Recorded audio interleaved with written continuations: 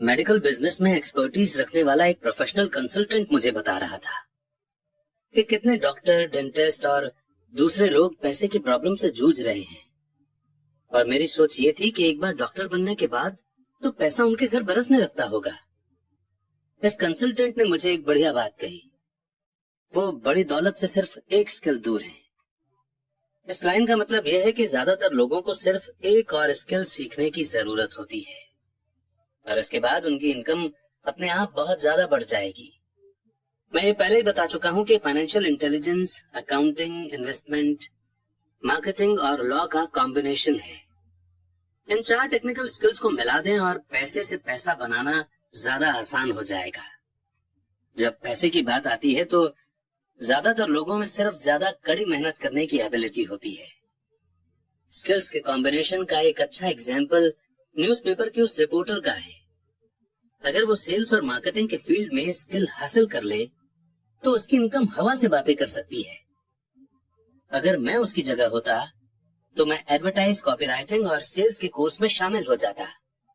फिर न्यूज़पेपर में काम करने के बजाय मैंने किसी एडवर्टाइजिंग एजेंसी में जॉब खोजी होती। चाहे इस काम में सैलरी कम भी मिलती, पर इससे वो ये सीख जाती कि सक्सेसफुल एडवर्टाइजिंग में यूज होने वाले शॉर्टकट का इस्तेमाल किस तरह होता है। उसे अपना कुछ समय पब्लिक रिलेशन में भी देना होता है, जो एक इम्पोर्टेंट स्किल है। वो ये भी सीखती कि फ्री पब्लिसिटी में किस तरह लाखों रुपए कमाए जाते हैं। फिर रातों और वीकेंड्स में वो अपना नॉवेल पूरा कर सकती थी। जब वो पूरा हो जाता तो वो अपनी बुक को बेचने के लिए ज्यादा अच्छी सिचुएशन में होती। फिर कुछ ही समय में वो एक बेस्ट सेलिंग ऑथर हो सकती थी। जब मैंने अपनी पहली book if you want to be rich and happy don't go to school छपवाई तो एक पब्लिशर ने मुझे ये सुझाव दिया कि मैं टाइटल को बदलकर द इकोनॉमिक्स ऑफ एजुकेशन कर दूं। मैंने पब्लिशर से साफ कह दिया कि इस तरह के टाइटल से बुक की सिर्फ 2 कॉपी ही बिकेंगी। एक तो मेरा परिवार खरीदेगा और दूसरा मेरा सबसे अच्छा दोस्त, और वो दोनों ही इसे मुफ्त में पाने की आशा करेंगे। If you want to be rich and happy don't go to school इस टाइटल को जानबूझकर चोट करने वाला बनाया गया था, क्योंकि मैं जानता था कि ऐसा करने से इसे बेहद पब्लिसिटी मिलेगी। मैं एजुकेशन को सपोर्ट करता हूँ और एजुकेशन के सुधार में विश्वास करता हूँ। नहीं तो मैं पुराने एजुकेशन सिस्टम को बदलने की बार बार डिमांड क्यों करता। इसलिए मैंने एक ऐसा टाइटल चुना जो टीवी और रेडियो शो पर ज्यादा प्रमोट हो सकता था। सिर्फ इसलिए क्योंकि मैं कंट्रोवर्सी में घिरने से नहीं डरता। कई लोगों का विचार था कि मैं कोई बेवकूफ था, पर बुक बिकी और बहुत बिकी। जब मैं यूएस मर्चेंट मरीन एकेडमी में 1969 में ग्रेजुएट हुआ तो मेरे पढ़े लिखे डैडी खुश हुए। स्टैंडर्ड ऑयल ऑफ कैलिफोर्निया ने मुझे अपने ऑयल टैंकर फ्लीट में काम दे दिया। मैं 3rd मेट था और हालांकि मेरी सैलरी मेरे साथियों की तुलना में कम थी, पर कॉलेज के बाद पहले काम के हिसाब से ठीक थी। मेरी शुरुआती सैलरी हर साल 4.5 लाख रुपए थी, जिसमें ओवर टाइम भी शामिल था और मुझे सिर्फ 7 महीने काम करना पड़ता था। बाकी के 5 महीने मेरी छुट्टियां होती थी। अगर मैं चाहता तो मैं एक सहायक यानी कि सब्सिडियरी शिपिंग कंपनी के साथ वियतनाम जा सकता था और अपनी 5 महीनों की छुट्टियों के बदले अपनी सैलरी दुगनी कर सकता था। मेरे सामने एक बहुत बढ़िया करियर था, पर मैंने 6 महीने बाद ही रिजाइन कर दिया और मरीन कॉर्प्स में भर्ती हो गया ताकि मैं हवाई जहाज उड़ाना सीख सकूं। मेरे पढ़े लिखे डैडी का दिल टूट गया। अमीर डैडी ने मुझे बधाइयां दी। स्कूल और जॉब में स्पेशलाइजेशन का विचार एक पॉपुलर विचार है, यानी कि ज्यादा पैसा कमाने के लिए या प्रमोशन हासिल करने के लिए आपको स्पेशलाइजेशन हासिल करने की जरूरत है। इसीलिए मेडिकल डॉक्टर्स तुरंत चाइल्ड स्पेशलिस्ट या ऑर्थोपेडिक जैसी स्पेशलाइजेशन हासिल करने में जुट जाते हैं। यही अकाउंटेंट्स, आर्किटेक्ट्स, वकीलों, पायलटों और बाकी लोगों की भी स्ट्रेटेजी है। मेरे पढ़े लिखे डैडी इस विचारधारा में विश्वास रखते थे, इसलिए वे डॉक्टरेट मिलने के बाद एक्साइटेड हो गए थे। वे अक्सर ये मानते थे कि स्कूल में ऐसे लोगों का सम्मान किया जाता है जो कम से कम चीजों के बारे में ज्यादा से ज्यादा पढ़ते हैं। अमीर डैडी मुझे उसका ठीक उल्टा करने के लिए मोटिवेट करते थे। आपको हर चीज के बारे में थोड़ा थोड़ा पता होना चाहिए, ये उनका सुझाव था। इसलिए मैंने उनकी कंपनियों में कई डिपार्टमेंट्स में सालों तक काम किया। कुछ समय के लिए मैंने उनके अकाउंटिंग डिपार्टमेंट में काम किया। हालांकि मैं कभी अकाउंटेंट नहीं बन सकता था, पर वे चाहते थे कि मैं उस डिपार्टमेंट में रहकर उसके बारे में मोटी मोटी बातें समझ लूं। अमीर डैडी जानते थे कि मैं वहां की वोकैबुलरी को समझ लूंगा कि क्या इम्पोर्टेंट होता है और क्या नहीं। मैं एक बस बॉय और कंस्ट्रक्शन वर्कर के रूप में भी काम कर चुका हूँ, और सेल्स, रिजर्वेशन और मार्केटिंग में भी। वे मुझे और माइक को सीढ़ी दर सीढ़ी सिखा रहे थे, इसलिए वे चाहते थे कि हम लोग उनके बैंकर, वकील, अकाउंटेंट और ब्रोकर के साथ मीटिंग में हिस्सा लें। वे चाहते थे कि हम लोग उनके अंपायर के हर पहलू के बारे में थोड़ी थोड़ी जानकारी रखें। जब मैंने स्टैंडर्ड ऑयल की अच्छी सैलरी वाली जॉब छोड़ी तो मेरे पढ़े लिखे डैडी ने मुझसे दिल खोलकर बातें की। उन्हें कुछ समझ में नहीं आ रहा था। वे मेरे फैसले के पीछे के कारण को नहीं समझ पा रहे थे, क्योंकि जिस जॉब को मैंने छोड़ा था उसमें सैलरी अच्छी थी, बेनिफिट्स बहुत अच्छे थे, खाली समय भी बहुत मिलता था और प्रमोशन के भी बहुत अच्छे मौके थे। जब एक शाम उन्होंने मुझसे पूछा कि तुमने जॉब क्यों छोड़ दी, तो मेरे लाख कोशिश करने के बाद भी मैं उन्हें इसका कारण नहीं समझा सका। मेरे तर्क उनके तर्क के दायरे में फिट नहीं हो पा रहे थे। प्रॉब्लम ये थी कि मेरा तर्क मेरे अमीर डैडी का तर्क था। मेरे पढ़े लिखे डैडी के लिए जॉब की सिक्योरिटी ही सब कुछ थी, जबकि मेरे अमीर डैडी के लिए सीखना ही सब कुछ था। पढ़े लिखे डैडी का मानना था कि मैं शिप का ऑफिसर बनने की एजुकेशन लेने के लिए स्कूल गया था, जबकि अमीर डैडी जानते थे कि मैं इंटरनेशनल बिजनेस को स्टडी करने के लिए स्कूल गया था। तो एक स्टूडेंट की तरह मैं सदर ईस्ट और साउथ पैसिफिक जाने वाले जहाजों पर, ऑयल टैंकरों और पैसेंजर जहाजों पर काम करता रहा। अमीर डैडी इस बात पर जोर देते थे कि मैं यूरोप की तरफ जाने वाले जहाजों के बजाय पैसिफिक ओशियन पर अपना ध्यान फोकस करूं, क्योंकि भविष्य के देश एशिया में हैं, यूरोप में नहीं।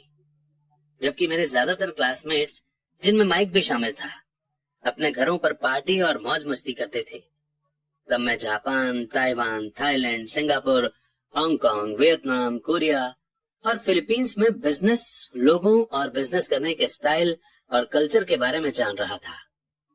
मैं भी पार्टी कर रहा होता था, पर अपने घर पर नहीं। मेरी नॉलेज बहुत तेजी से बढ़ रही थी। पढ़े लिखे डैडी कभी नहीं समझ सके कि मैंने ये जॉब क्यों छोड़ी और इसके बाद मरीन कॉर्प्स में क्यों शामिल हुआ। मैंने उन्हें बता दिया कि मैं जहाज उड़ाना सीखना चाहता हूँ, पर असल में मैं ट्रूप का लीडर बनना सीखना चाहता था। अमीर डैडी ने मुझे बता रखा था कि कंपनी चलाने का सबसे मुश्किल काम था लोगों से काम लेना। उन्होंने 3 साल तक आर्मी में काम किया था। मेरे पढ़े लिखे डैडी ने ऐसा कभी नहीं किया था। अमीर डैडी ने मुझे बताया कि खतरनाक सिचुएशन में किस तरह लोगों को लीड किया जाए। जो चीज तुम्हें अगली सीखनी चाहिए वो है लीडरशिप। उन्होंने कहा, अगर आप एक अच्छे लीडर नहीं हैं तो आप पर पीछे से भी गोली चलाई जा सकती है, जैसा बिजनेस में किया जाता है। 1973 में वियतनाम से लौटने पर मैंने कमीशन से इस्तीफा दे दिया। हालांकि मैं हवाई जहाज उड़ाना पसंद करता था, मैं जेरोक्स कंपनी में काम करने लगा। मैंने इसमें एक वजह से जॉब की थी। मैं एक शर्मीला आदमी था और सेल्स का आइडिया मुझे दुनिया का सबसे डरावना टॉपिक लगता था। जेरोक्स अमेरिका में सेल्स ट्रेनिंग प्रोग्राम में बहुत बढ़िया कंपनी मानी जाती थी। अमीर डैडी को मुझ पर गर्व था। मेरे पढ़े लिखे डैडी को मुझ पर शर्म आती थी। एक इंटेलेक्चुअल होने के नाते वे सोचते थे कि सेल्समैन उनके नीचे के लेवल के होते हैं। मैंने जेरोक्स में 4 साल तक काम किया, जब तक कि मुझे दरवाजे खटखटाने और रिजेक्ट कर दिए जाने के डर से आजादी नहीं मिल गई। एक बार मैं कंपनी के टॉप 5 बेस्ट सेल्समैन में आने लगा तो मैंने एक बार फिर इस्तीफा दे दिया और आगे बढ़ गया। एक बार फिर से मैंने एक अच्छी खासी कंपनी के साथ अपना बढ़िया करियर छोड़ दिया था। 1977 में मैंने अपनी पहली कंपनी खोली। अमीर डैडी ने मुझे और माइक को कंपनियां चलाने की ट्रेनिंग दे रखी थी, तो अब मुझे उन्हें एस्टेब्लिश करना ही सीखना था। मेरा पहला प्रोडक्ट था नायलॉन और वेलक्रो का वॉलेट, जो फार ईस्ट में बनता था और समुद्री जहाज से न्यूयॉर्क में एक वेयर हाउस तक आता था। मेरी फॉर्मल एजुकेशन पूरी हो चुकी थी और अब मेरे स्किल्स को टेस्ट करने का समय आ गया था। अगर मैं फेल होता तो मैं दिवालिया हो गया होता। अमीर डैडी का मानना था कि 30 साल के पहले ही दिवालिया होना सबसे अच्छा होता है, आपके पास संभलने का मौका होता है। उनकी सलाह थी। मेरे 30वें जन्मदिन की शाम को मेरा पहला शिपमेंट कोरिया से न्यूयॉर्क के लिए रवाना हुआ। आज मैं इंटरनेशनल लेवल पर बिजनेस करता हूँ और जैसे मेरे अमीर डैडी मुझे एनकरेज किया करते थे, मैं डेवलपिंग कंट्रीज पर फोकस करता हूँ। आज मेरी इन्वेस्टमेंट कंपनी दक्षिण अमेरिका, एशिया, नॉर्वे और रूस में इन्वेस्ट करती है। एक कहावत है, जॉब एक शॉर्ट फॉर्म है जस्ट ओवर ब्रोक का, और दुर्भाग्य से ये करोड़ों लोगों के लिए सही साबित होता है, क्योंकि स्कूल ये नहीं समझाता कि फाइनेंशियल बुद्धि भी बुद्धि का ही एक रूप है। इसलिए ज्यादातर एम्प्लॉय या मजदूर अपने साधनों के अंदर रह रहे हैं। वे मेहनत करते हैं और अपने बिल चुकाते हैं। एक और डरावनी मैनेजमेंट थ्योरी है, काम करने वाले इसीलिए कड़ी मेहनत करते हैं ताकि उन्हें जॉब से न निकाल दिया जाए, और मालिक उन्हें सिर्फ इतना देते हैं ताकि काम करने वाले काम छोड़कर न चले जाएं। अगर आप ज्यादातर कंपनियों की सैलरी देखें तो आप पाएंगे कि इस बात में थोड़ी बहुत सच्चाई तो है। इसका कुल नतीजा ये होता है कि ज्यादातर एम्प्लॉय आगे नहीं बढ़ पाते। वे वही करते हैं जो उन्हें सिखाया जाता है। सिक्योर जॉब खोज लो। ज्यादातर काम करने वाले कम समय के इनाम जैसे सैलरी और दूसरे फायदों के लिए काम करते हैं, पर लॉन्ग टर्म के नजरिए से ये उनके लिए नुकसान का सौदा साबित होता है। इसके बजाय मैं यंग लोगों को यही सलाह दूंगा कि जॉब खोजते समय वे इस बात पर कम ध्यान दें कि वे कितना कमा रहे हैं, और इस बात पर ज्यादा ध्यान दें कि वे कितना सीख रहे हैं। रास्ते पर आगे की तरफ देखकर ये तय करें कि किसी खास प्रोफेशन को चुनने के पहले और रैट रेस में फंसने के पहले वे कितने स्किल्स में माहिर होना चाहते हैं। जेरी मैगवायर फिल्म में टॉम क्रूज का बहुत बढ़िया रोल था, और इस फिल्म में कई बहुत जोरदार डायलॉग थे। शायद सबसे यादगार लाइन थी, मुझे पैसा दिखाओ। और एक और लाइन थी जो मेरे हिसाब से ज्यादा सच्ची थी। ये उस सीन में थी जहां टॉम क्रूज फर्म छोड़कर जा रहा है। उसे जॉब से निकाल दिया गया है और वो पूरी कंपनी से पूछता है, मेरे साथ कौन आना चाहता है? और सब लोग चुपचाप और शॉक्ड खड़े रहते हैं। सिर्फ एक औरत बोलती है, मैं आना तो चाहती हूँ, पर मेरा 3 महीने में प्रमोशन होने वाला है। ये लाइन शायद पूरी फिल्म की सबसे सच्ची बात है। ये उस तरह का स्टेटमेंट है जो बिल चुकाने के लिए मेहनत करने वाले लोग हमेशा इस्तेमाल करते हैं।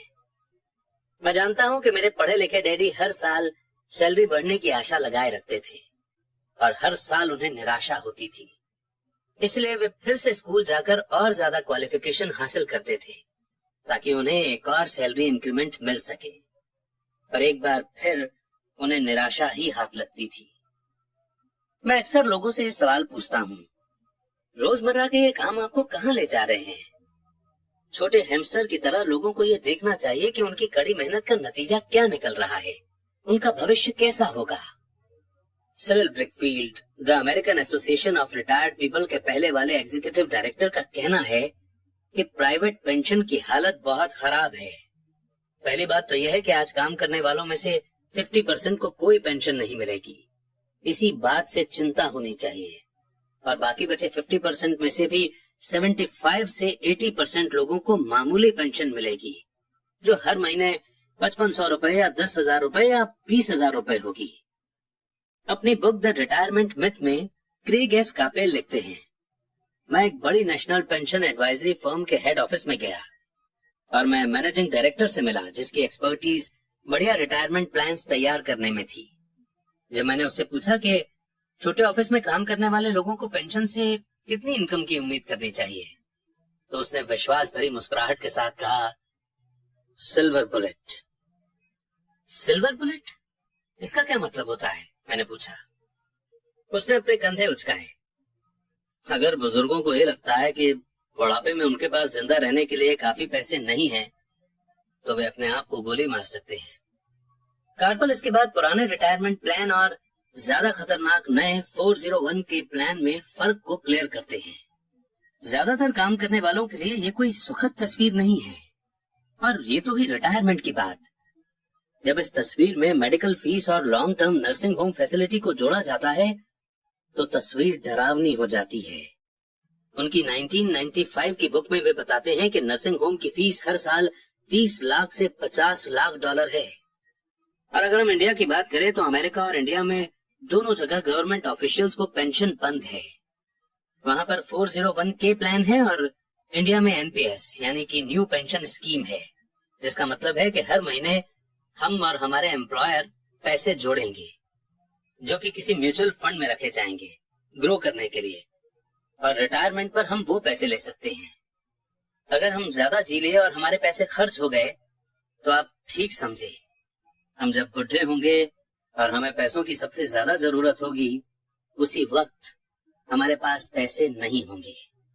आज भी सोशलिस्ट मेडिकल ट्रीटमेंट वाले देशों के कई अस्पतालों में कई कड़े फैसले लेने होते हैं, जैसे कौन जिएगा और कौन मरेगा। वे ये फैसले सिर्फ और सिर्फ इसी आधार पर लेते हैं कि उनके पास कितना पैसा है और मरीज कितने बूढ़े हैं। अगर मरीज बूढ़ा है तो वे अक्सर मेडिकल केयर को किसी जवान आदमी को दे देते हैं। बूढ़ा गरीब मरीज लाइन में सबसे पीछे खड़ा रहता है। तो जिस तरह अमीर लोग बेहतर एजुकेशन हासिल कर सकते हैं, उसी तरह अमीर लोग अपने आप को जिंदा भी रख सकते हैं, जबकि जिनके पास दौलत नहीं है वे मर जाएंगे। तो मैं हैरान हो जाता हूँ कि क्या एम्प्लॉइज भविष्य में देख पा रहे हैं? क्या उनकी आंखें सिर्फ उनकी अगली सैलरी तक ही जाती हैं और वे अपने आप से कभी आने वाले भविष्य के बारे में सवाल ही नहीं करते? जब मैं ज्यादा पैसा कमाने की इच्छा रखने वाले नौजवानों के सामने बोलता हूँ तो हमेशा एक ही चीज की सलाह देता हूँ। मैं ये सुझाव देता हूँ कि वे अपने जीवन के बारे में एक लंबा नजरिया रखें, सिर्फ पैसे और सुरक्षा के लिए काम करने के बजाय जो फिलहाल जरूरी है। मैं सुझाव देता हूँ कि वे एक और काम करने लगे जो उन्हें एक और स्किल सिखा दे। अगर वे सेल्स टेक्निक सीखना चाहते हैं तो अक्सर मैं उनसे किसी नेटवर्क मार्केटिंग कंपनी में शामिल होने के लिए कहता हूँ, जिसे मल्टी लेवल मार्केटिंग भी कहा जाता है। इनमें से कुछ कंपनियों के ट्रेनिंग प्रोग्राम बहुत बढ़िया होते हैं, जो लोगों के मन से झिझक और नाकामयाबी का डर निकाल देते हैं, जो लोगों के फेल होने का मेन कारण होते हैं। लंबे समय में एजुकेशन या नॉलेज पैसे से ज्यादा कीमती होती है। जब मैं ये सुझाव देता हूँ तो अक्सर लोगों का जवाब होता है, पर इसमें झंझट बहुत है, या मैं सिर्फ वही करना चाहता हूँ जिसमें मेरी रुचि है। इसमें बहुत झंझट है। इसके जवाब में मैं पूछता हूँ, तो आप जिंदगी भर सिर्फ इसलिए काम करते रहेंगे ताकि आपकी इनकम में से 50% आप गवर्नमेंट को दे दें? दूसरा रिस्पॉन्स, मैं सिर्फ वही करना चाहता हूँ जिसमें मेरी रुचि है। इसके जवाब में मैं ये कहता हूँ कि मैं जिम जाने में बिल्कुल रुचि नहीं रखता, पर मैं वहां इसलिए जाता हूँ ताकि मैं ज्यादा फिट हो सकूं और ज्यादा समय तक जिंदा रह सकूं। दुर्भाग्य से उस पुरानी कहावत में कुछ सच्चाई है। आप एक बूढ़े कुत्ते को नई चालबाजी नहीं सिखा सकते। जब तक कोई आदमी खुद को बदलने के लिए तैयार न हो, बदलना बहुत मुश्किल होता है। पर उन लोगों के लिए जो कुछ नया सीखने के विचार से मोटिवेट हो सकते हैं और जो राह पर खड़े हैं, मेरा सुझाव यही है, जिंदगी बहुत हद तक जिम जाने की तरह है। इसमें सबसे दर्द भरा हिस्सा वहां जाने का फैसला लेना है। एक बार जब आप ये फैसला कर लेते हैं तो बाकी सब आसान हो जाता है। ऐसे कई दिन आए हैं जब मैं जिम जाने के नाम से कांप जाता हूँ, पर एक बार जब मैं वहां पहुंच जाता हूँ और काम शुरू कर देता हूँ तो मुझे इसमें मजा आने लगता है। जब मैं वहां से निकलता हूँ तो मुझे हमेशा खुशी होती है कि मैं वहां गया था। अगर आप कुछ नया सीखने में दिलचस्पी नहीं रखते हैं और इसके बजाय आप अपने फील्ड में बहुत एक्सपर्टीज हासिल करने पर जोर देते हैं, तो ये पक्का कर लें कि जिस कंपनी के लिए आप काम करते हैं वहां यूनियन हो। लेबर यूनियन एक्सपर्ट्स की रक्षा के लिए ही बनाई जाती है। मेरे पढ़े लिखे डैडी जब गवर्नर की कृपा दृष्टि से दूर हो गए तो वे हवाई में टीचर्स यूनियन के प्रेसिडेंट हो गए। उन्होंने मुझे बताया कि ये उनके द्वारा किया गया सबसे मुश्किल काम था। मेरे अमीर डैडी ने दूसरी ओर जिंदगी भर ये कोशिश की कि उनकी कंपनियों में यूनियन न बन पाए। वे इसमें कामयाब हुए। हालांकि यूनियन काफी करीब आ गई थी, पर अमीर डैडी हमेशा उन्हें दूर रखने में कामयाब हो जाते थे। पर्सनली मैं किसी का पक्ष नहीं लेता, क्योंकि मुझे दोनों ही बातों में फायदे दिखते हैं और उनकी जरूरत दिखती है। अगर आप स्कूल के द्वारा दिखाए गए रास्ते पर चलते हैं, हाई एक्सपर्टीज हासिल करते हैं, तो फिर आप यूनियन की सुरक्षा में चले जाएं। एग्जाम्पल के लिए, अगर मैं अपने हवाई जहाज उड़ाने के करियर में गया होता तो मैंने एक ऐसी कंपनी पसंद की होती जिसकी पायलट यूनियन बहुत तगड़ी होती। क्यों? क्योंकि मेरी जिंदगी सिर्फ एक स्किल को सीखने के लिए समर्पित होती, जिसकी वैल्यू सिर्फ एक इंडस्ट्री में ही हो सकती थी। अगर मुझे उस इंडस्ट्री से निकाल दिया गया होता तो मेरे स्किल्स किसी दूसरे इंडस्ट्री में उतने काम के नहीं होते। अगर किसी सीनियर पायलट को निकाल दिया जाए जिसके पास 1 लाख घंटे का फ्लाइंग एक्सपीरियंस हो और जो हर साल $15 लाख कमा रहा हो, तो उसे स्कूल टीचिंग में इतनी ज्यादा कमाई वाली बराबरी की जॉब ढूंढने में बहुत दिक्कत आएगी। स्किल्स एक इंडस्ट्री से दूसरी इंडस्ट्री में ट्रांसफर नहीं होती, क्योंकि एयरलाइन इंडस्ट्री में जिन स्किल्स की जरूरत होती है और जिसके लिए पायलट को ज्यादा सैलरी दी जाती है, वे स्कूल सिस्टम में उतने इंपॉर्टेंट नहीं होते। आज डॉक्टरों के लिए भी ये सही है। मेडिकल फील्ड में इतने बदलाव हो रहे हैं। कई मेडिकल एक्सपर्ट मेडिकल ऑर्गेनाइजेशन जैसे HMO से जुड़ना पसंद करते हैं। स्कूल के टीचर्स को यूनियन का मेंबर होना पड़ता है। आज अमेरिका में टीचर्स की यूनियन सबसे बड़ी और अमीर लेबर यूनियन है। एनईए यानी कि नेशनल एजुकेशन एसोसिएशन के पास बहुत ज्यादा पॉलिटिकल इन्फ्लुएंस है। टीचर्स को अपनी यूनियन की सुरक्षा की जरूरत होती है, क्योंकि एजुकेशन के बाहर उनकी स्किल्स की वैल्यू रिलेटिवली काफी कम होती है। तो रूल ये है, एक्सपर्टीज हासिल करो और यूनियन बना लो। स्मार्ट लोग यही करते हैं। जब मैं अपनी क्लास से पूछता हूँ कि आप में से कितने मैकडॉनल्ड से अच्छा हैमबर्गर बना लेते हैं, तो लगभग सभी स्टूडेंट्स अपने हाथ खड़े कर देते हैं। मैं फिर पूछता हूँ, अगर आप में से ज्यादातर बेहतर हैमबर्गर बना लेते हैं तो ऐसा क्यों होता है कि मैकडॉनल्ड आपसे ज्यादा पैसा बना लेता है? जवाब साफ है, मैकडॉनल्ड बिजनेस सिस्टम में आपसे अच्छा है। ज्यादातर टैलेंटेड लोग सिर्फ इसलिए गरीब होते हैं क्योंकि वे अपना सारा ध्यान बेहतर हैमबर्गर बनाने में लगाते हैं और बिजनेस सिस्टम के बारे में कुछ नहीं जानते। हवाई में मेरा एक दोस्त है जो एक कमाल का आर्टिस्ट है। वो काफी पैसा कमा लेता है। एक दिन उसकी माँ के वकील ने उसे बताया कि उसकी माँ ने अपने बेटे के नाम पर $35,000 छोड़े हैं। ये रकम गवर्नमेंट और वकीलों द्वारा अपना हिस्सा लेने के बाद बची थी। तुरंत उसने इस पैसे को ऐड करके अपने बिजनेस को बढ़ाने का सोचा। 2 महीने बाद उसका पहला पूरा पेज का एक कलरफुल एड एक जानी मानी मैगजीन में पब्लिश हुआ, जिसके रीडर बहुत अमीर लोग थे। ये एड 3 महीने तक चला। उस एड के लिए कोई जवाब नहीं मिला और उसकी सारी पूंजी इस एड में खत्म हो गई। और अब वो मैगजीन पर केस ठोकना चाहता है। एक ऐसे आम आदमी का एग्जाम्पल है जो कि एक बेहतरीन हैमबर्गर बना सकता है, पर बिजनेस की समझ बिल्कुल नहीं रखता। जब मैंने उससे पूछा कि उसने क्या सीखा, तो उसका जवाब सिर्फ यही था कि ऐड करने वाले लोग धोखेबाज होते हैं। मैंने फिर उससे पूछा कि क्या वो सेल्स में या डायरेक्ट मार्केटिंग में कोई कोर्स करना चाहता है, तो उसका जवाब था, मेरे पास समय नहीं है और मैं अपना पैसा बर्बाद नहीं करना चाहता।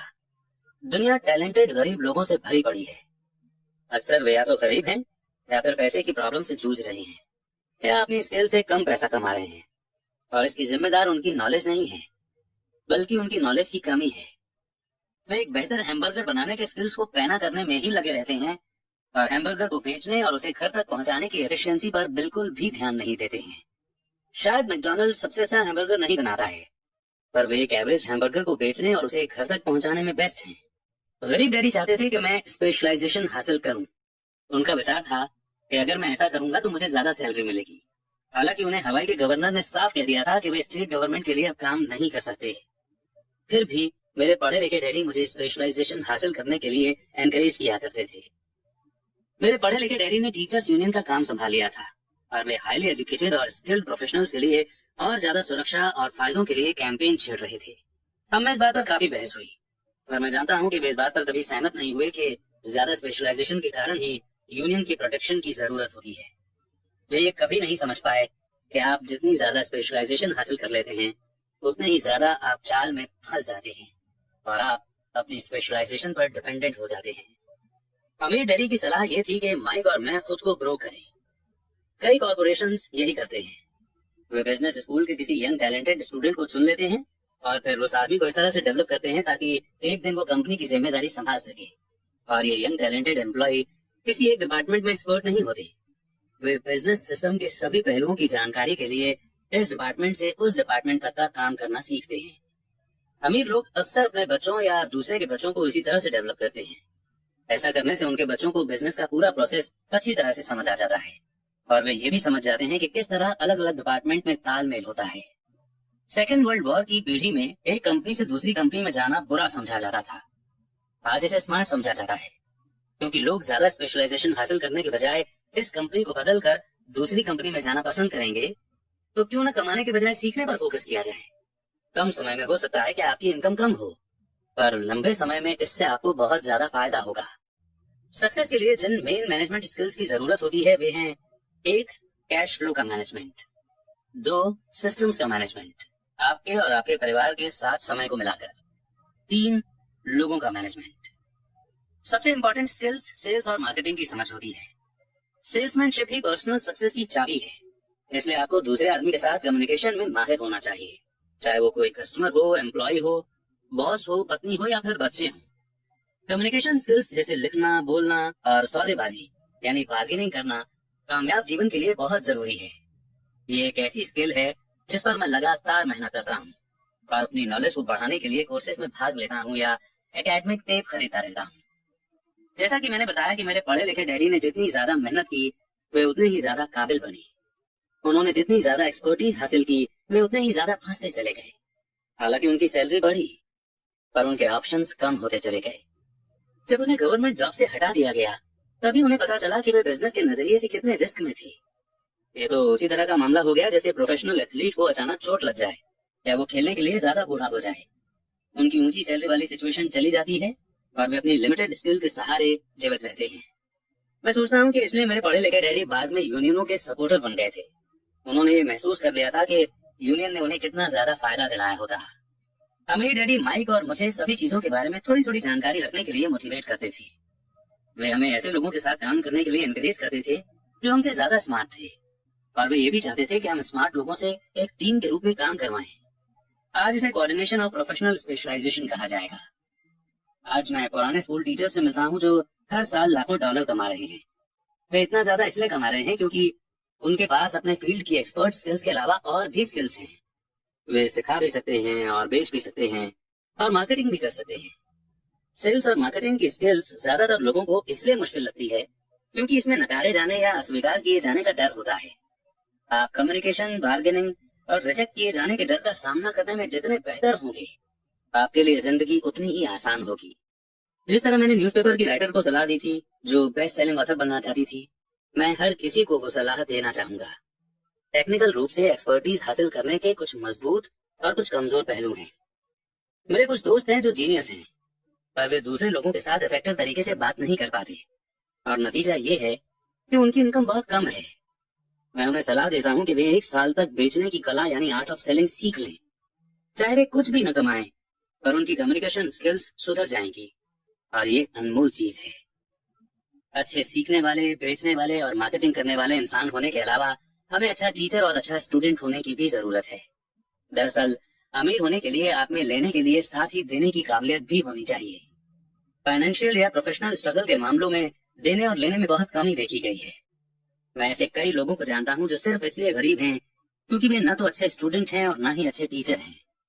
मेरे दोनों डैडी उदार थे। दोनों ने पहले देने के प्रिंसिपल को फॉलो किया था। एजुकेशन देना उनके लिए एक तरीका था। जितना ज्यादा उन्होंने दिया उतना ही उन्हें मिला। पैसे देने के मामले में जरूर उन दोनों में फर्क था। मेरे अमीर डैडी ने बहुत सा पैसा दान दिया। उन्होंने अपने चर्च को दान दिया, समाज सेवी संस्थाओं को दान दिया और अपने फाउंडेशन को दान दिया। वे जानते थे कि पैसा हासिल करने के लिए पैसा देना होता है। पैसा देना ज्यादातर अमीर परिवारों का सीक्रेट है। इसीलिए रॉकफेलर फाउंडेशन और फोर्ड फाउंडेशन जैसे ऑर्गेनाइजेशंस काम कर रहे हैं। ये ऑर्गेनाइजेशन उनके पैसे को लेते हैं, उसे बढ़ाते हैं और लगातार देते रहते हैं। मेरे पढ़े लिखे डैडी हमेशा कहा करते थे, जब मेरे पास एक्स्ट्रा पैसा होगा मैं उसे दान में दूंगा। प्रॉब्लम ये थी कि उनके पास कभी एक्स्ट्रा पैसा आया ही नहीं। इसलिए वे ज्यादा पैसा कमाने के लिए ज्यादा मेहनत करते रहे और पैसे के सबसे इम्पोर्टेंट रूल को भूल गए, दो और आपको मिल जाएगा। इसके बजाय वे यकीन करते रहे कि लो और फिर दो। अंत में मैं यही कहना चाहता हूँ कि मुझ पर दोनों डैडियों की छाप है। मेरा एक हिस्सा कट्टर कैपिटलिस्ट का है जो पैसे से पैसा कमाने के गेम को पसंद करता है। मेरा दूसरा हिस्सा एक सोशल रूप से जिम्मेदार टीचर का है जो गरीबों और अमीरों के बीच बढ़ते फाइनेंशियल गैप से बहुत ज्यादा चिंतित है। मैं इस बढ़ते हुए गैप के लिए उसी एजुकेशन सिस्टम को जिम्मेदार मानता हूँ। और इसी पॉइंट पर इन्हीं लर्निंग्स के साथ में चैप्टर 7 एंड हमारी सीख नंबर 6 यहीं पर विराम लेती है। चैप्टर 8 बाधाओं को पार करना। एक बार लोग पढ़ लें और उनमें पैसे की समझ आ भी जाए तो भी फाइनेंशियल आजादी हासिल करने के लिए उन्हें कई बाधाओं का सामना करना पड़ सकता है।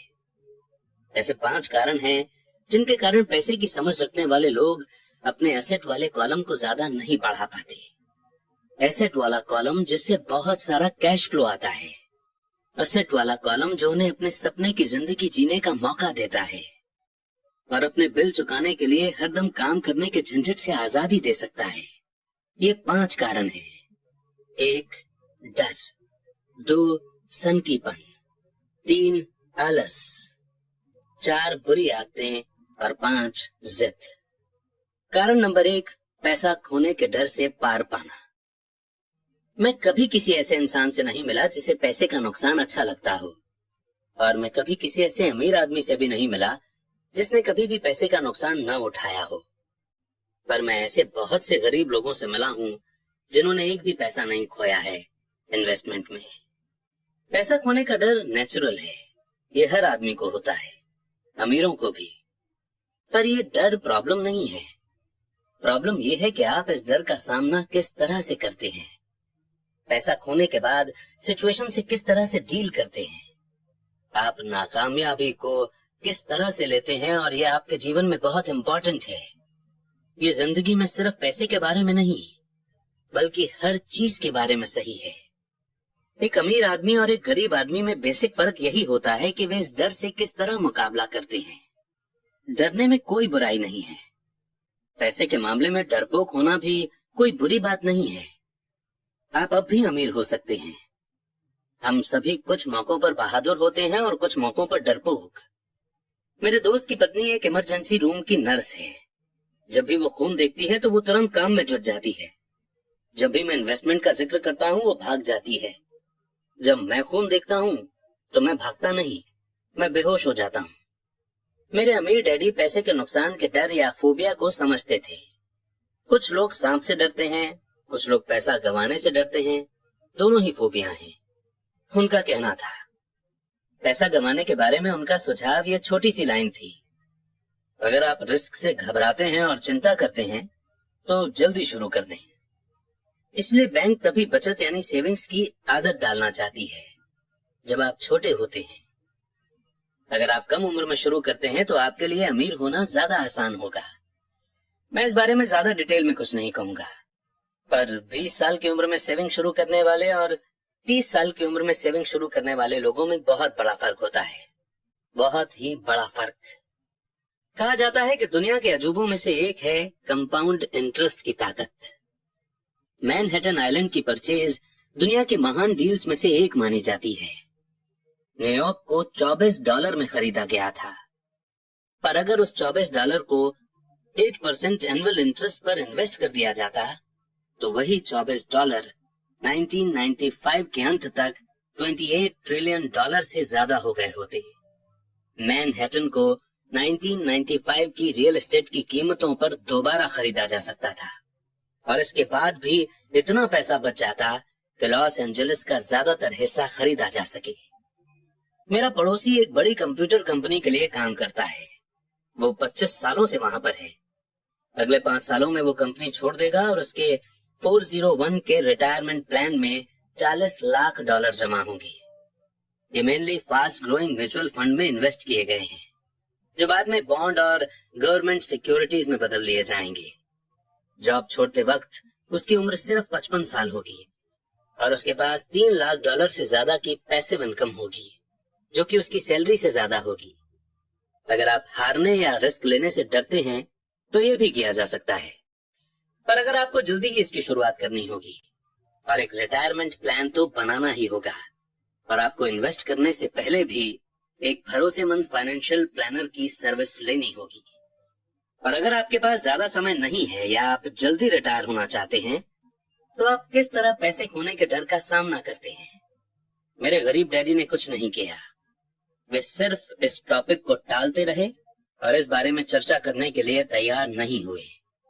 दूसरी तरफ मेरे अमीर डैडी का सुझाव था कि मैं टेक्सास के लोगों की तरह की मानसिकता रखूं।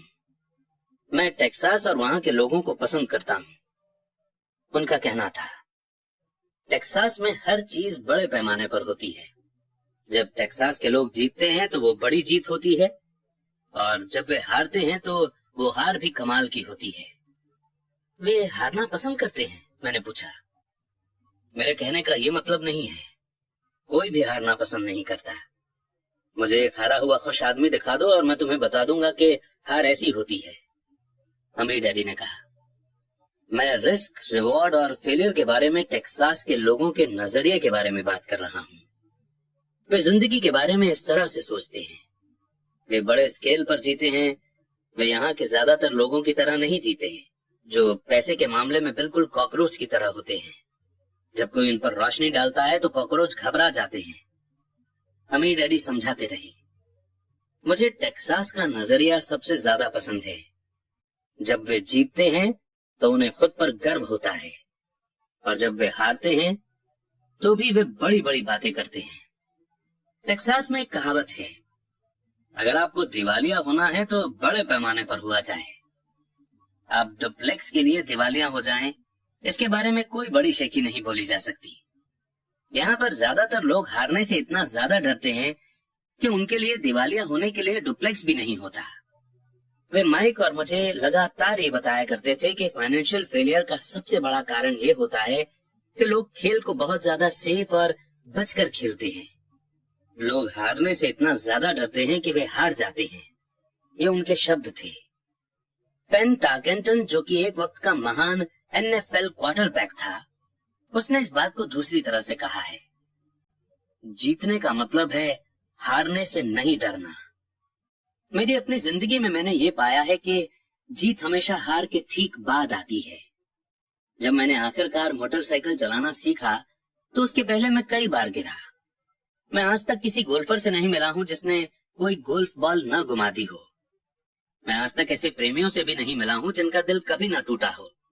और आज तक कभी ऐसे अमीर आदमी से भी नहीं मिला हूं जिसने कभी पैसा न गवाया हो।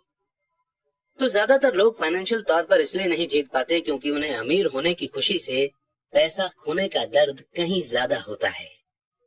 टेक्सास में एक और कहावत है, हर आदमी स्वर्ग जाना चाहता है पर मरना कोई नहीं चाहता।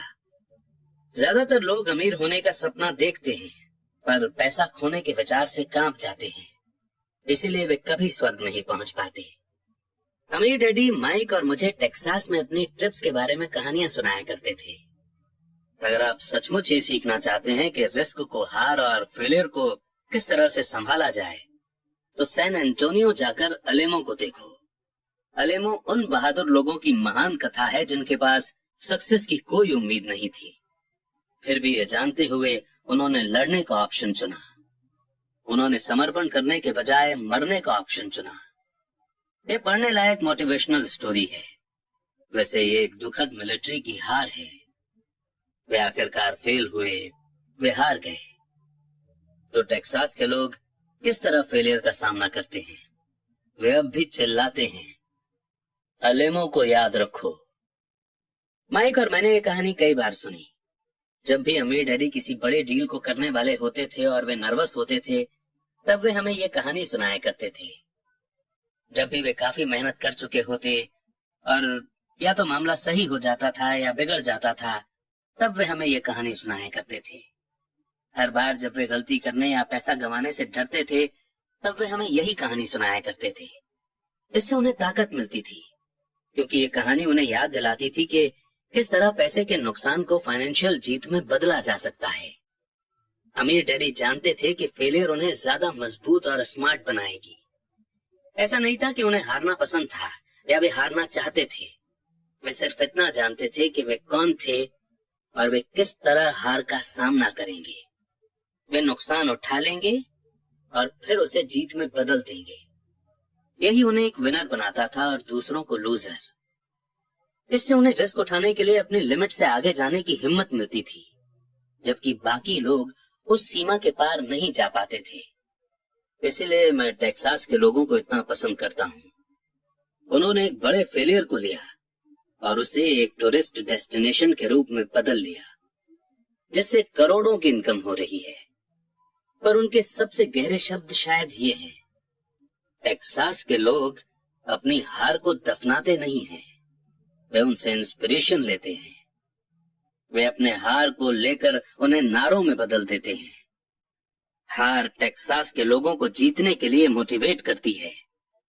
पर यह फॉर्मूला सिर्फ टेक्सास के लोगों का ही फॉर्मूला नहीं है, ये सभी जीतने वालों का फॉर्मूला है।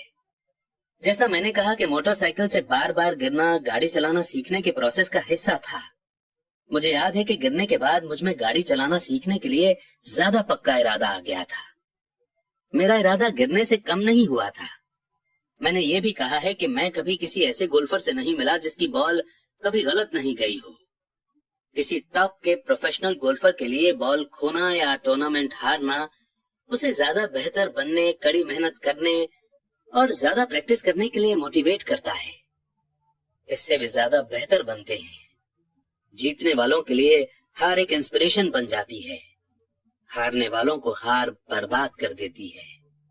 जॉन डी रॉकफेलर के शब्दों में, मैं हमेशा हर मुश्किल को मौके में बदलने की कोशिश करता था, और जापानी अमेरिकी होने के नाते मैं भी यही कह सकता हूँ। कई लोग कहते हैं कि पर्ल हार्बर अमेरिकी गलती थी। मैं कहता हूं कि यह जापानी गलती थी।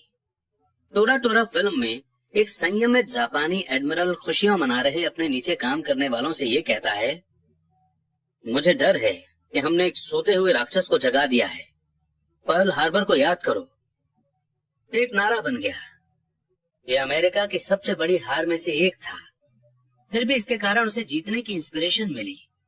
इस बड़ी हार से अमेरिका को ताकत मिली और अमेरिका जल्दी ही दुनिया में एक बहुत बड़ी ताकत के रूप में उभर कर सामने आया। हार जीतने वालों का सबसे बड़ा सीक्रेट और फार्मूला है। ये वो राज है जिसे हारने वाले नहीं जानते। जीतने वालों का महान राज ये है कि हार जीतने की इंस्पिरेशन देती है, इसलिए उन्हें हार से डर नहीं लगता। मैं फ्रैंक टार्केंटन के शब्दों को एक बार फिर से दोहराना चाहता हूँ। जीतने का मतलब है हार से न डरना। फ्रैंक टार्केंटन जैसे लोग हारने से इसलिए नहीं डरते क्योंकि वे जानते हैं कि वे कौन हैं। वे हारने से नफरत करते हैं इसलिए वे जानते हैं कि हार उन्हें सिर्फ ज्यादा बेहतर बनाने के लिए मोटिवेट कर सकती है। हारने से डरने और हारने से नफरत करने में बहुत बड़ा फर्क होता है। ज्यादातर लोग पैसा गंवाने से इतना ज्यादा डरते हैं कि वे हार जाते हैं। वे डुप्लेक्स के कारण ही दिवालिया हो जाते हैं।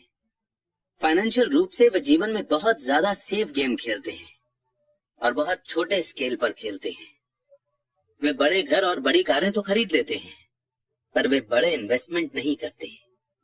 वो मेन कारण जिसके कारण 90% अमेरिकी जनता पैसे के लिए स्ट्रगल करती है, वो ये है कि वे हार से बचने के लिए खेलते हैं, वे जीतने के लिए नहीं खेलते। वे अपने फाइनेंशियल प्लानर्स, अकाउंटेंट्स या स्टॉक ब्रोकर्स के पास जाते हैं और एक बैलेंस्ड पोर्टफोलियो खरीद लेते हैं।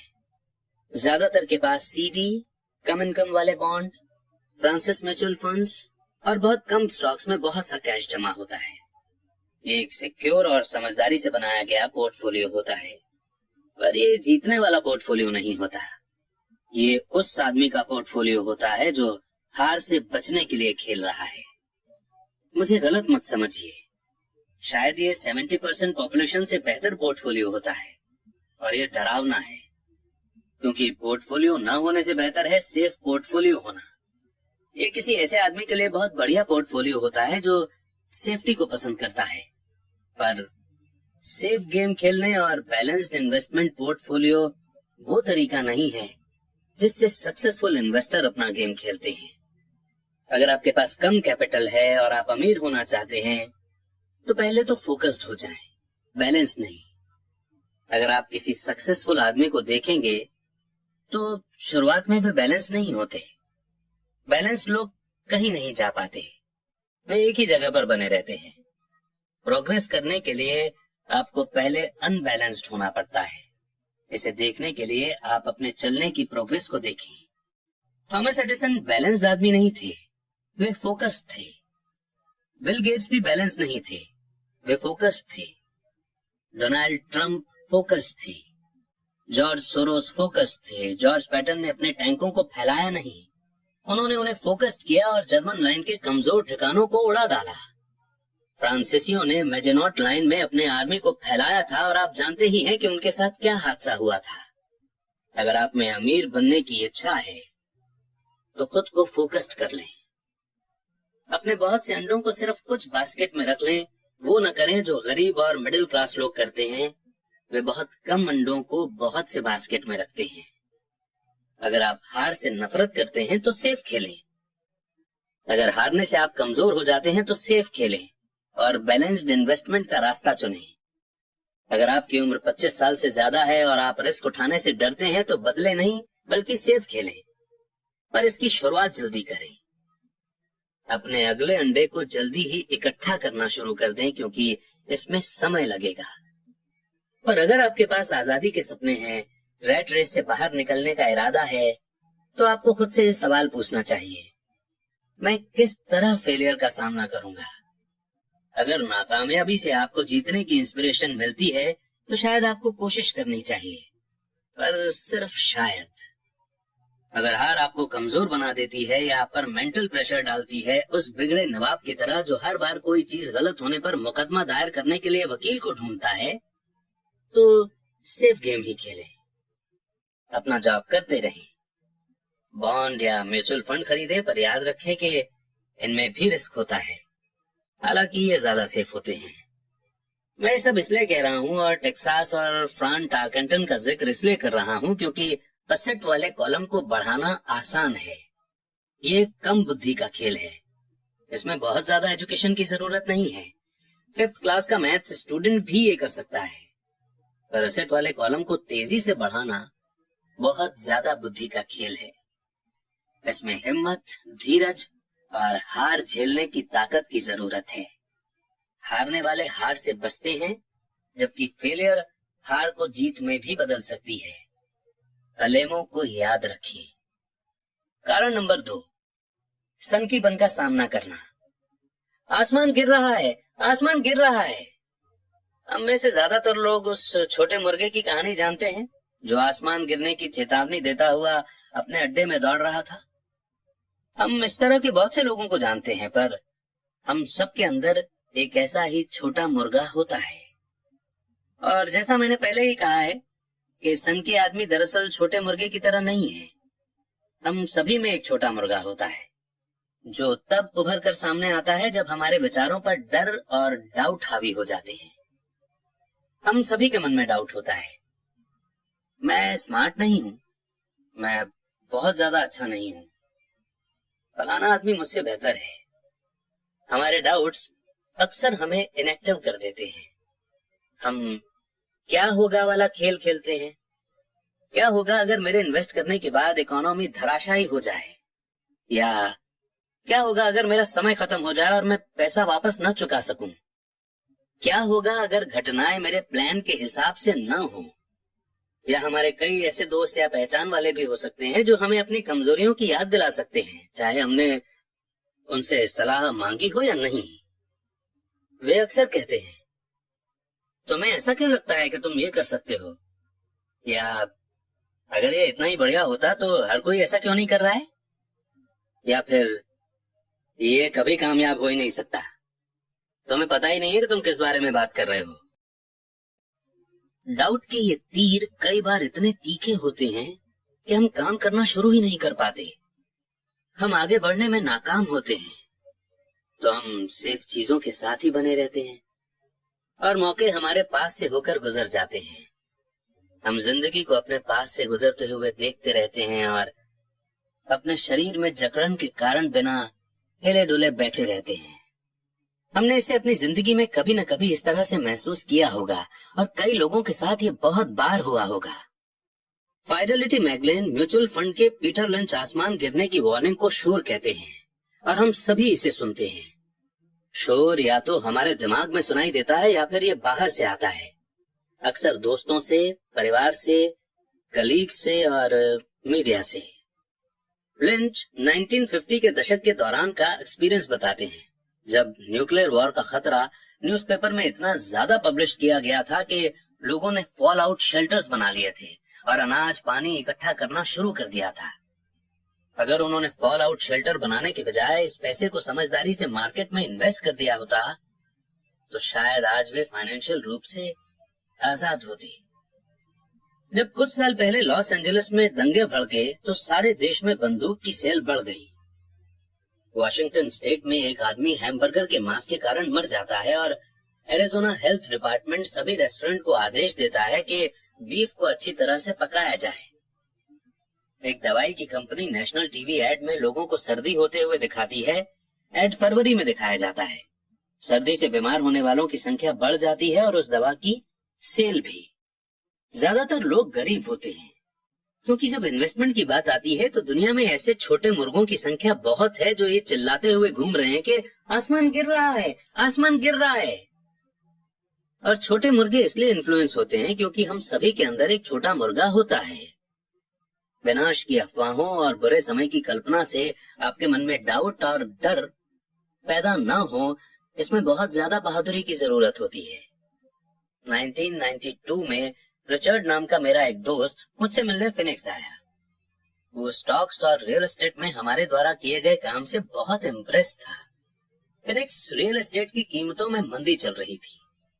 हमने उसके साथ 2 दिन गुजारे और उसे बताया कि कैश फ्लो और कैपिटल बढ़ाने के कुछ बढ़िया मौके मौजूद हैं। मेरी पत्नी और मैं रियल एस्टेट के एजेंट नहीं हैं, हम प्योर इन्वेस्टर्स हैं।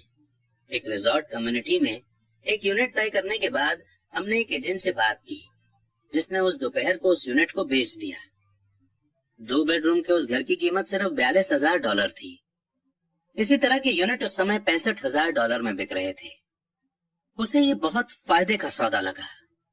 एक्साइटेड होकर उसने इसे खरीद लिया और बॉस्टन लौट गया। 2 हफ्ते बाद एजेंट ने हमें फोन किया कि हमारा दोस्त पीछे हट गया था। मैंने तुरंत फोन करके इसका कारण पता किया। उसने इतना ही कहा कि इस मुद्दे पर उसने अपने पड़ोसी से चर्चा की थी और उसके पड़ोसी ने कहा था कि ये एक बुरा सौदा था, क्योंकि वो ज्यादा महंगे में खरीद रहा था। मैंने रिचर्ड से पूछा कि क्या उसका दोस्त इन्वेस्टर है? रिचर्ड ने कहा नहीं। फिर मैंने पूछा कि उसने उसकी सलाह क्यों मानी? तो रिचर्ड खुद को बचाने की कोशिश करने लगा और उसने बस यही कहा कि वो बस ज्यादा जांच पड़ताल करना चाहता था। फिनिक्स में रियल एस्टेट मार्केट के दिन पलटे और 1994 में उस छोटे से यूनिट से हर महीने $1,000 रेंट मिल रहा था। सर्दियों के पीक सीजन में हर महीने $2,500 मिलने लगा, यानी कि $2,500। 1995 में यूनिट की कीमत बढ़कर $95,000 हो गई। रिचर्ड को इतना ही करना था कि वो शुरुआत में $5,000 चुका दे और रैट रेस से बाहर निकलने का प्रोग्रेस शुरू हो जाता। आज भी वो कुछ नहीं कर पाया है और फिनिक्स के सौदे जैसे मौके अब भी मौजूद हैं। बस आपको उन्हें कुछ ज्यादा गौर से देखना पड़ेगा। रिचर्ड के पीछे हटने से मुझे ताज्जुब नहीं हुआ था। इसे खरीदार का पछतावा कहा जाता है और ये हम सबको इफेक्ट करता है। यही डाउट्स हमें ले डूबते हैं। छोटा मुर्गा जीत जाता है और हम आजादी का मौका गवा देते हैं। दूसरे एग्जाम्पल में मैं सीडी के बजाय टैक्स लियन सर्टिफिकेट में अपने एसेट का कुछ हिस्सा रखता हूँ। मैं अपने पैसे पर हर साल 16% कमाता हूँ, जो कि बैंकों द्वारा दिए जाने वाले 5% से काफी ज्यादा है।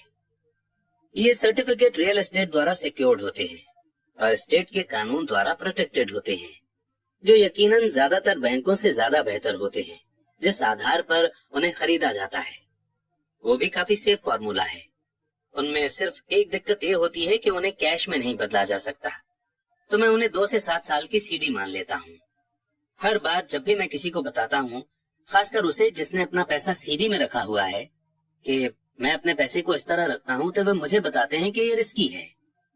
वे मुझे बताते हैं कि मुझे ऐसा नहीं करना चाहिए। मैं उनसे पूछता हूँ कि उन्हें ये ज्ञान कहाँ से मिला, तो वे कहते हैं कि उनके दोस्त या इन्वेस्टमेंट मैगजीन से। उन्होंने ऐसा कभी किया नहीं और वे दूसरे आदमी को जो ऐसा कर रहे हैं ये बता रहे हैं कि उसे ऐसा क्यों नहीं करना चाहिए। मैं जिस सबसे कम इनकम की उम्मीद करता हूँ वो 16% होती है, पर जिन लोगों के मन में डाउट होता है वे सिर्फ 5% से ही संतुष्ट हो जाते हैं। डाउट बहुत महंगा साबित होता है। मेरा मानना है कि यही डाउट और सनकीपन ज्यादातर लोगों को गरीब बनाए रखता है और उनसे सेफ गेम खिलवाता है।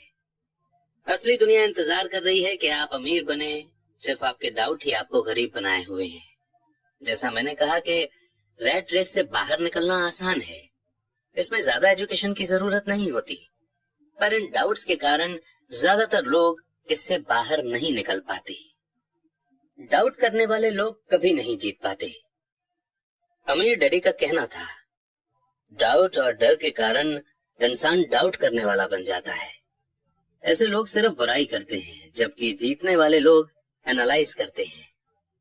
ये उनकी एक और पसंदीदा कहावत थी। अमीर डैडी ने साफ साफ बताया कि क्रिटिसिज्म से दिमाग बंद जाता है, जबकि एनालिसिस से आंखें खुल जाती हैं। एनालिसिस के जरिए से जीतने वाले ये देख सकते हैं कि क्रिटिसाइज करने वाले अंधे हैं, और वे उन मौकों को भी देख सकते हैं जो और किसी को नहीं देख पाते हैं। दूसरे लोग जिन मौकों को नहीं देख पाते, उन्हें देखने की एबिलिटी किसी भी तरह की सक्सेस की चाबी है। जो लोग पैसे की आजादी ढूंढ रहे हैं, उनके लिए रियल एस्टेट इन्वेस्टमेंट का एक दमदार तरीका है।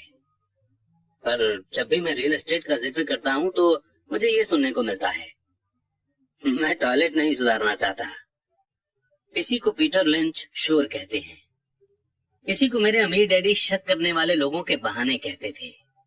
ऐसे लोग जो सिर्फ बुराई करते हैं, एनालाइज नहीं करते, ऐसे लोग जिनके दिमाग पर उनके डाउट्स और डरों का पर्दा पड़ जाता है, वे अपनी आंखें नहीं खोलते। तो जब कोई कहता है कि मैं टॉयलेट नहीं सुधारना चाहता, तो मैं जवाब देता हूँ, आपको क्यों लगता है कि मैं ऐसा करना चाहता हूँ? वे ये कह रहे हैं कि जो उन्हें चाहिए, टॉयलेट उससे ज्यादा इंपॉर्टेंट है। मैं रैट रेस से बाहर निकलने की आजादी के बारे में बात करता हूँ और उनका पूरा ध्यान टॉयलेट पर लगा रहता है। इसी तरह के विचार ज्यादातर लोगों को गरीब बनाए रखते हैं। वे एनालाइज करने के बजाय बुराई करते रहते हैं। मैं नहीं करना चाहता आपकी सक्सेस की चाबी को अपने अंदर समाये रहते हैं, अमीर डैडी का कहना था। क्योंकि मैं भी टॉयलेट ठीक करने में ज्यादा रुचि नहीं रखता, इसलिए मैं एक प्रॉपर्टी मैनेजर की तलाश कर लेता हूँ जो टॉयलेट ठीक करने का ध्यान रखता है।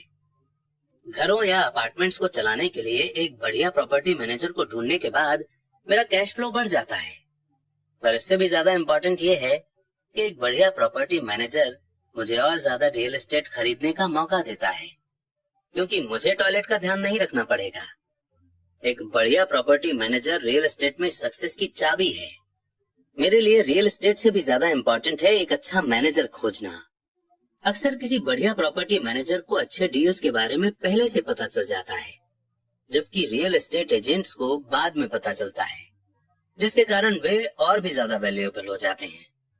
मैं नहीं करना चाहता, इसे सक्सेस की चाबी कहने के पीछे अमीर डैडी का यही मतलब था। क्योंकि मैं भी टॉयलेट को ठीक नहीं करना चाहता, इसलिए मैंने ये विचार किया कि किस तरह ज्यादा रियल एस्टेट खरीदी जाए और रैट रेस से बाहर निकलने का प्रोग्रेस तेज किया जाए। जो लोग ये कहना जारी रखते हैं कि मैं टॉयलेट नहीं सुधारना चाहता, वे अक्सर इस पावरफुल इन्वेस्टमेंट के माध्यम से खुद को वंचित रखते हैं। उनके लिए टॉयलेट उनकी आजादी से ज्यादा इम्पोर्टेंट होता है। स्टॉक मार्केट में मैं अक्सर लोगों को ये कहते हुए सुनता हूँ कि मैं अपना पैसा नहीं गंवाना चाहता। उन्हें ऐसा क्यों लगता है कि मैं या कोई और इंसान पैसा गंवाना पसंद करता है? वे सिर्फ इसलिए पैसे नहीं बना पाते क्योंकि वे पैसा गंवाने के लिए तैयार नहीं होते। एनालिसिस करने के बजाय वे एक पावरफुल इन्वेस्टमेंट के मीडियम यानी स्टॉक मार्केट की तरफ से अपने दिमाग को बंद कर लेते हैं। दिसंबर 1996 में मैं अपने दोस्त के साथ गैस स्टेशन के पास से गुजर रहा था। उसने देखा और अनुमान लगाया कि तेल की कीमतें बढ़ जाएंगी। मेरा दोस्त बहुत चिंता करता रहता है, या छोटा मुर्गा है। उसके हिसाब से आसमान हमेशा गिरने वाला होता है और अक्सर आसमान उसी के सिर पर गिरता है। जब हम घर पहुंचे तो उसने मुझे वो तमाम कारण बताए कि अगले कुछ सालों में तेल की कीमतें क्यों बढ़ेंगी। ये फिगर मुझे पहले पता नहीं थे, हालांकि मैंने मौजूदा ऑयल कंपनी में बहुत से शेयर खरीदे हुए थे। उस इन्फॉर्मेशन के आधार पर मैंने तुरंत एक नई ऑयल कंपनी की खोज कर दी जिसे उसके रियल वर्थ से कम आंका गया हो। मुझे ऐसी ऑयल कंपनी मिल गई जो तेल के कुछ भंडारों को खोजने वाली थी।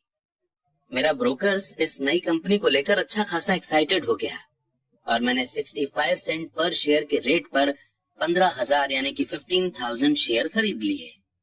फरवरी 1997 में मैं उसी दोस्त के साथ उसी गैस स्टेशन के पास से गुजर रहा था और कीमत पर गैलन 15% बढ़ चुकी थी। एक बार फिर छोटा मुर्गा चिंता करने लगा और शिकायत करने लगा।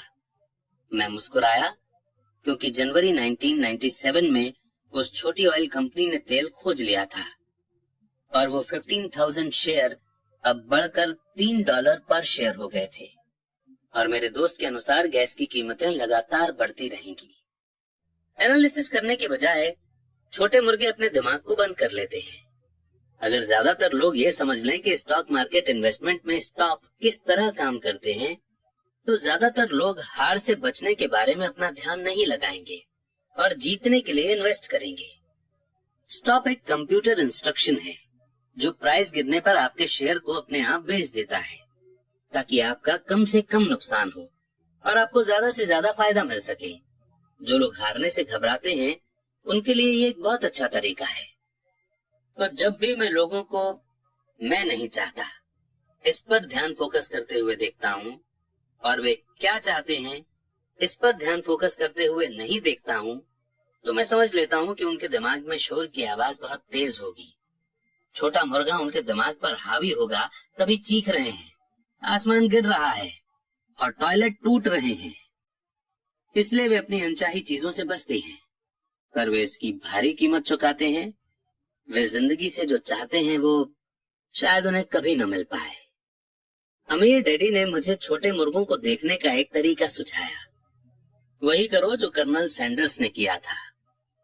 66 साल की उम्र में उनका बिजनेस चौपट हो गया और वे अपनी सोशल सिक्योरिटी के चेक पर बस गुजर बसर कर रहे थे। इतना ही नहीं, वे फ्राइड चिकन की अपनी रेसिपी के साथ पूरे देश में इसे बेचने की कोशिश कर रहे थे। किसी के हाँ कहने पर पहले इस रेसिपी के लिए 1009 बार ना कहा गया और वे उस उम्र में करोड़पति बने जिस उम्र में लोग काम छोड़कर आराम करना चाहते हैं। वे एक बहादुर और जिद्दी आदमी थे। अमीर डैडी हार्लेन सैंडर्स के बारे में कहा करते थे, जब भी आप डाउट में हो और थोड़े से डरे हुए हो तो वही करें जो कर्नल सैंडर्स ने अपने छोटे मुर्गे के साथ किया था, उसे फ्राई कर लें। कारण नंबर 3, आलस। बिजी लोग अक्सर बहुत आलसी होते हैं। हम सभी ने उस बिजनेसमैन की कहानियां पढ़ी हैं जो पैसा कमाने के लिए कड़ी मेहनत करता है। वो अपनी पत्नी और बच्चों की सुख सुविधा के लिए काफी मेहनत करता है। वो ऑफिस में बहुत देर तक काम करता है और वीकेंड में भी ऑफिस के काम को घर पर ले आता है। एक दिन जब वो घर लौटता है तो उसे घर सूना मिलता है।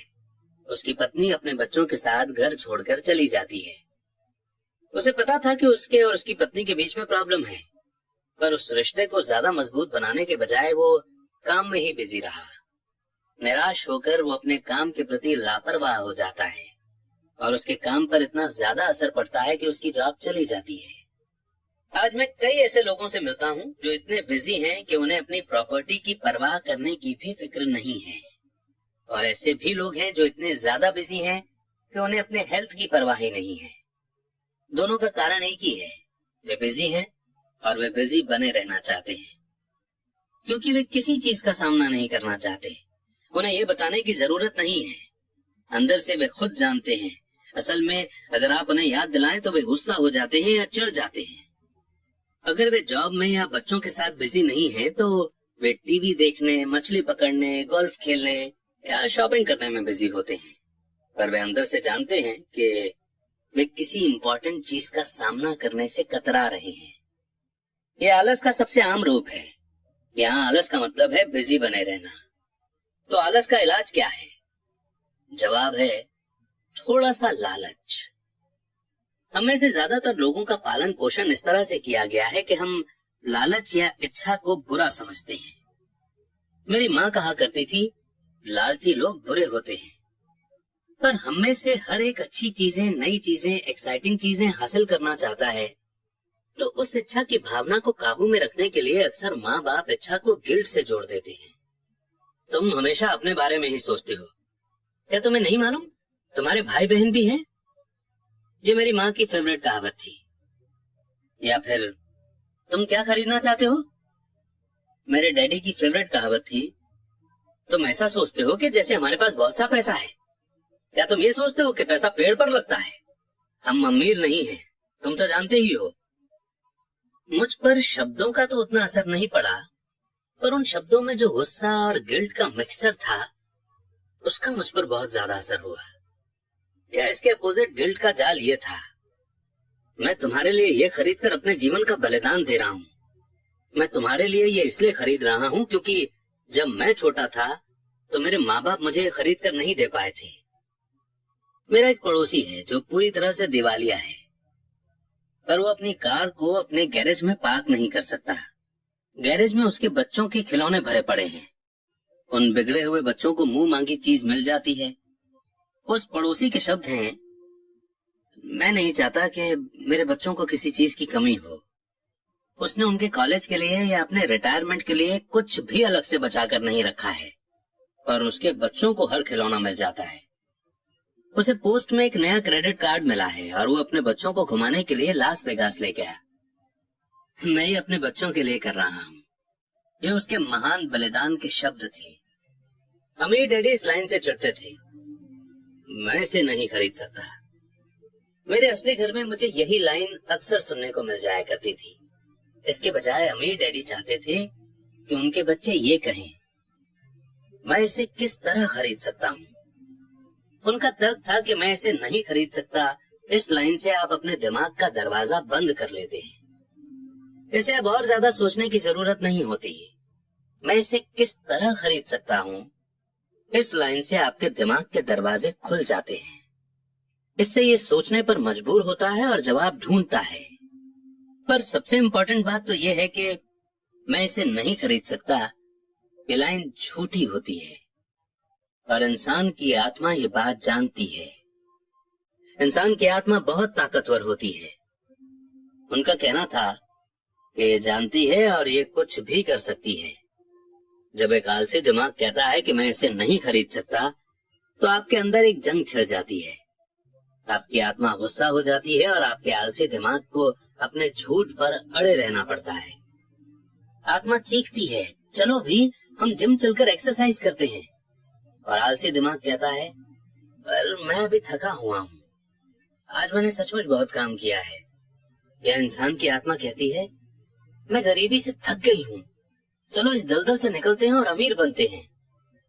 इस पर आलसी दिमाग कहता है, अमीर लोग लालची होते हैं, इसके अलावा इसमें झंझट और तकलीफ बहुत है, ये सेफ नहीं है, मेरा पैसा डूब सकता है, वैसे भी मैं बहुत मेहनत कर रहा हूँ, मेरे पास पहले से ही बहुत काम है।